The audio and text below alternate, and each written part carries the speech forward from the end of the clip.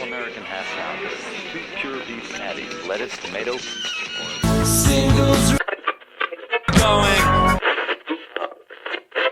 steady.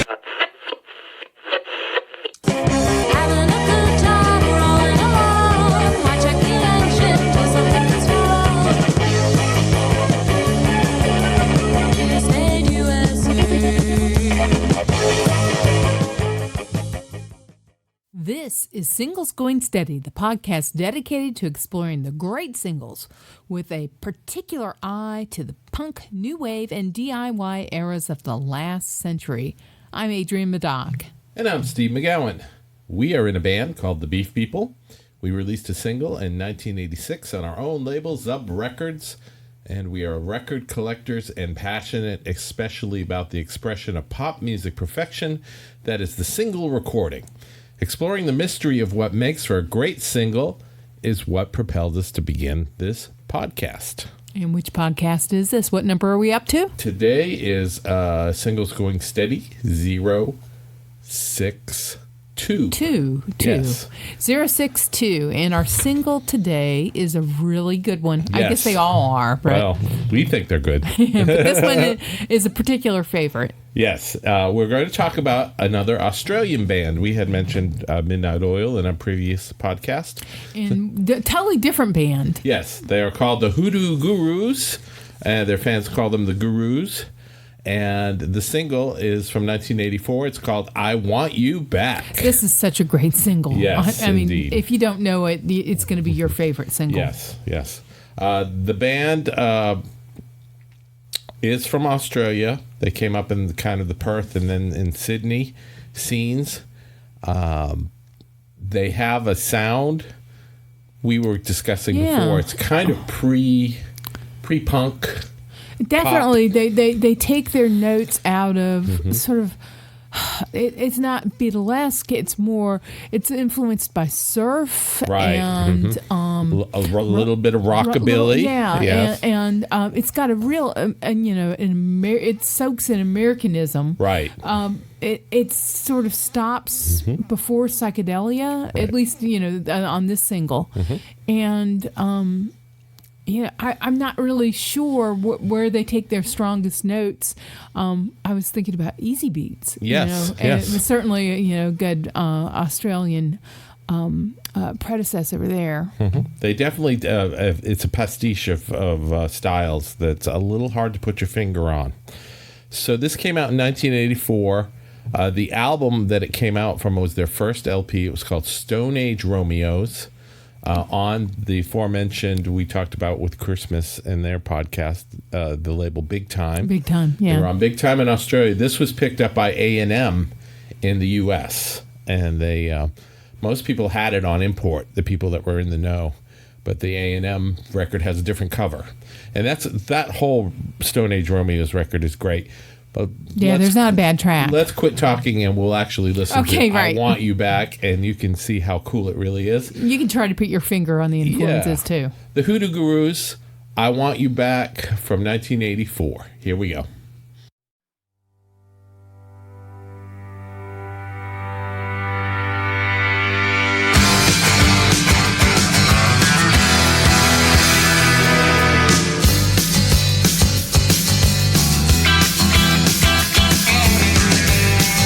Still recall the time she said she was always mine, and she lived as people do and forget what we've been through. It's not that she's gone away, yeah. It's the things I hear that she has got to say about me and about my friends. When we got no defense, that's her. I'll never believe her again. She might have deceived all my friends. I know that we'll see her again.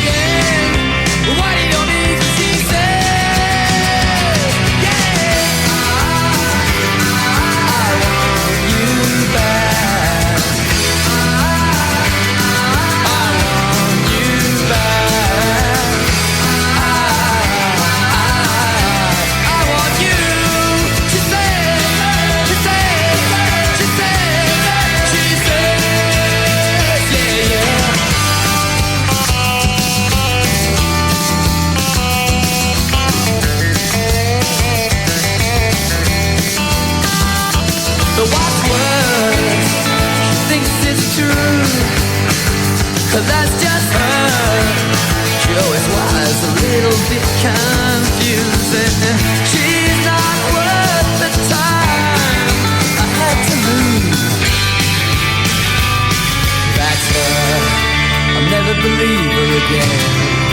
Tonight I have to see my friends. I know. I see what it means when she says, yeah, I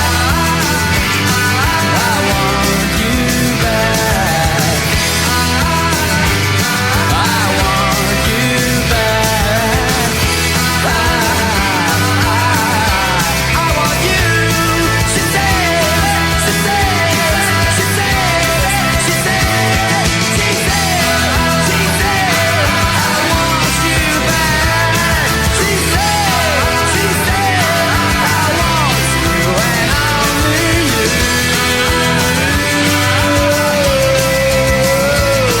She says, she says, she says, she says. Lyrically, that's just such an interesting song to me, even though it's sort of straightforward, at least on the surface, because he just wails, "I want you back." Yes. But the conceit of the song is that's what she's saying. I mean, that she went away like people do, but he just, this heartfelt "I want you back," Right. sort of belies. I guess that explains some of the angst and frustration and exhilaration. It's cleverly done. Yeah, it really is. It just sounds like your boilerplate pop song, but if you really get into it, it's a little bit more of a. There's a little deeper. psychological Yes. issues being worked out Right. to a great dance beat. Yes. So we were talking about this kind of music, and we're trying to get our heads around it. You can definitely hear like a little bit of a rockabilly thing in it. When they go into the ahs, I hear the monkeys. Yeah, I really get the monkeys too. Yeah. That's funny when you said that. I was like, absolutely, I Yeah. was hearing the monkeys. So- And I think that, because the monkeys had the best of everything. Right, they had the best songwriters. the greatest songwriters, and the Wrecking Crew, and Right. everything was top tier. Yes. For those monkeys recordings. So that's high praise indeed. I to think be so. reminded. Yes. Because that was sort of the best that LA could produce at that time, and I think there's that high quality emphasis on melody. Yes. And craftsmanship, and it's just joyous Yeah, for the it's just song worked out about perfectly. like a bitter breakup. Right. It's just joyful. It kind of makes you. It's got a happy sound, even though Yeah. the lyrics might not be happy. Yeah. Yes. And that's the beauty of the single and the art of the single. You know. And sort of got 60s going up to psychedelia sort of baked into Right, this. without really crossing that line into the Right. into the backwards and the sitars and the Sort of frozen Yeah. in 67 as Right. far as those influences. And it was reminding me some of the Liars in that way. Yeah. Kind of without the keyboards. without the garagey and so much garaginess, but kind of Yeah. that innocent pop thrashed out. Right. The Liars from Boston. Also, another band that comes to mind is The Circle. Oh, yeah, because it really does have those bones of... Yeah. harkens back to the great singles of the pre-psychedelic singles of the U.S. era. And of course, the beef, to make up something. the Beef People used to do Red Rubber Ball by Right, The Circle. right. So we know a little bit about what we're talking about there. This is a great record. It's a great single, but the album Stone Age Romeos, it really from start to beginning, as you were Right. saying before, is just top notch. It's got a song called Arthur on it, which is really good. My Girl. Dig It Up, which kind of has a Cramps type Right, sound. right. Yeah. Speaking of rockabilly. Kind of twisted rockabilly. Right. And the last song is called I Was a Kamikaze Pilot. They gave me a plane, I couldn't fly it. Right. It's just great. It's super yeah. clever Yes. lyrics and musically clever. Yes, very, very much so. The band has had a number of members The one constant has been the front guy, the singer and the guitarist who was singing on that single. His name is Dave Faulkner, and he is just he's got a fabulous voice. Yeah, he's got a wonderful There's no voice. doubt about that, and can play and sing and just there's been kind of a revolving door. The bass player's been with them for a long time. They broke up in the 90s, and they're now back together. They've been back together since 2003, 2005, and still playing, mostly playing in Australia. They have their own record club now. They're putting out their own vinyl. So good for the gurus, as they say. You've seen them, right? I did see them. We This may is have a- seen them together in the 80s. We can't. Yeah. I've got a dim memory. We Not were that. bouncing this one around. I don't remember Right. us seeing them together, but you seem to. I've got a dim memory that that's a thing that happened, Mm-hmm. but like going to see him in Athens, but I can't attest to it. I have a great story. Well, I have a story about You be going the to see judge, them. dear listener. Yes, exactly. They played at the county fair or whatever it is at the Greenville Pickens Speedway. Oh, all the great bands. You know, they just all- clamor yeah, for you know. that placement. And I was like, the Hoodoo Gurus are playing the Greenville Pickens Speedway? What the fudge? And so they probably had fudge at the county fair. we went to go see them, and of course they have the bleachers and the big, huge fence, the chicken wire fence, so you don't get hit by a tire or whatever when the car's wrecked. And then right there at the checkered line on the track, they had a stage set up, and the Gurus played. And it was the summer. It was 1,000,000 degrees. They were awesome. They came out and they just rocked it up. And there was maybe 20 people there that I think knew the band, and it was kind of sad crowd wise. but Joy, they were good. Oh yeah, I was in heaven. I was just Right. like, I can't believe this, Right. It was kind of like the most redneck thing ever, but I mean, it is Greenville Pickens Speedway, so but the band just killed. They delivered the goods. They played all the good songs, and they looked like they had a place like that didn't faze them. So I imagine they played some places in Australia. That were pretty scary. That would make the Yeah. Greenville Pickens Yeah. Speedway, look like the Ritz. Right, exactly.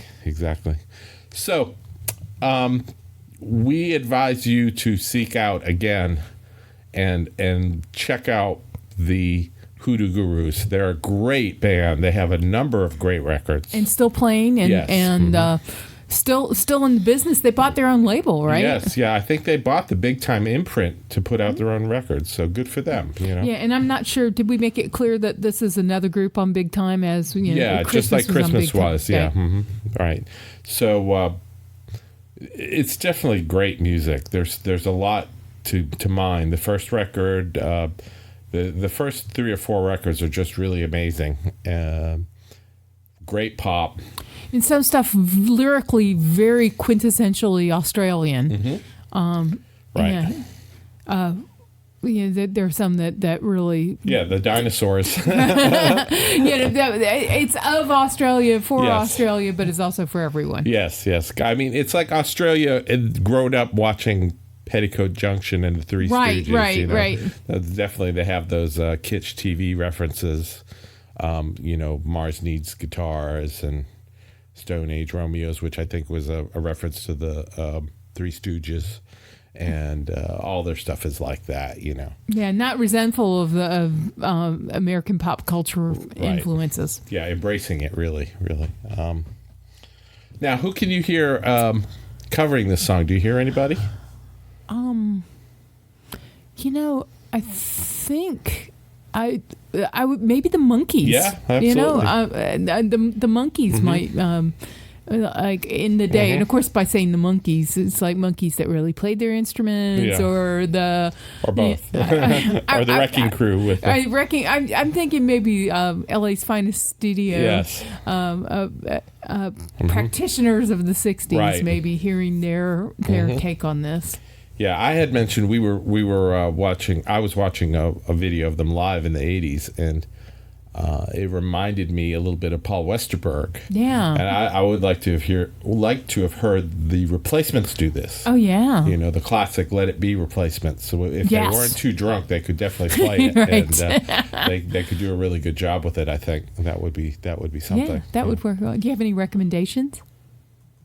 Well, I definitely recommend, as I talked to you about before, get the first Hoodoo Gurus record, Stone Age Romeos.